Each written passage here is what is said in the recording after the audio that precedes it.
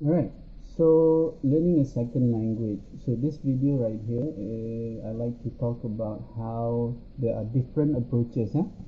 There are two different approaches to second language acquisition. So there are two ways you can approach learning a second language. So there is a simultaneous approach and there is a sequential approach. So there are benefits to both. So for simultaneous approach, it's actually quite simple. It happens when the child has parents probably who speaks different language. Maybe the child has a mother who speaks Malay and a father who speaks English. Mana tahu mak dia kahwin orang putih ke kan? Or maybe the father just prefer to speak in English. So this may actually happen where the child is exposed to both languages at the same time. So this is actually beneficial to the children because the first few years of life is when the children develop their language readily. So sometimes between the age of 5 and puberty, language acquisition is much more difficult. So before the age of 5, masa the first few years of life ni, based on the critical period hypothesis, the children, they acquire both languages at the same time readily. It's easier for them to get the language now. Both languages, not just Malay, but English as well. Alright, so that is the simultaneous approach. The sequential approach is different. Sequential approach is different. It ensures that the basics of the children's first language have already been learned. So basically, the child, they already know the first language. So katalah macam for most of us, kita dah ada bahasa Melayu dulu. At home, we talk to our parents, we talk to our neighbors, we talk to our grandparents, we talk to our family members, all in Malay. Yeah. So at this time, we already have specific features of the first language. So kita dah faham ada grammar, ada vocabulary, ada syntax. Now, in sequential SLA ni, we are exposed to the language after we get the first language. So probably during kindergarten. So masa kindergarten ni baru kita belajar bahasa lain. So this is the sequential approach.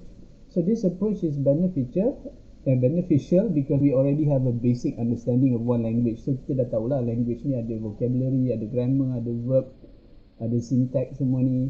Nak tanya soalan semua dah tahulah.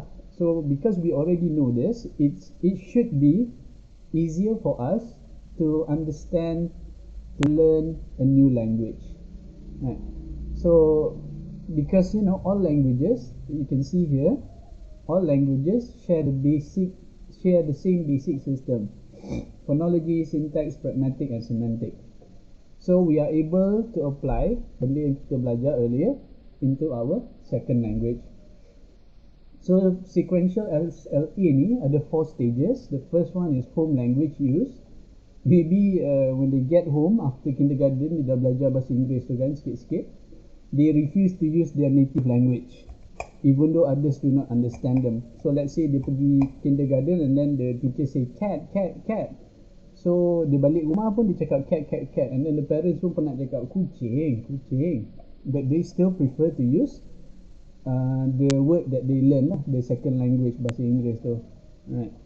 So they refuse to use their native language. And then they go to the silent period. So silent period ni basically maybe they just prefer not to speak at all. They just non-verbal communication, they hardly speak. This is probably because they are at this point they're just trying to figure out the difference between the two languages tau. Dia macam fikir apa salah lain pula ni. Right, the languages, they're starting to figure out bahasa ni lain, bahasa ni lain. And then at the third stage, they are able to create telegraphic and formulaic speech. So they are able to use the target language. So kalau dalam this stage, katalah dia belajar bahasa Inggeris, they are able to create short phrases or repeat the words of others. And then finally they achieve the productive language. They can construct their own sentences, but the sentences are very basic. and usually incorrect. Now, although children are exposed to two languages at the same time at an early age, it does not have to mean that they confuse the languages easily.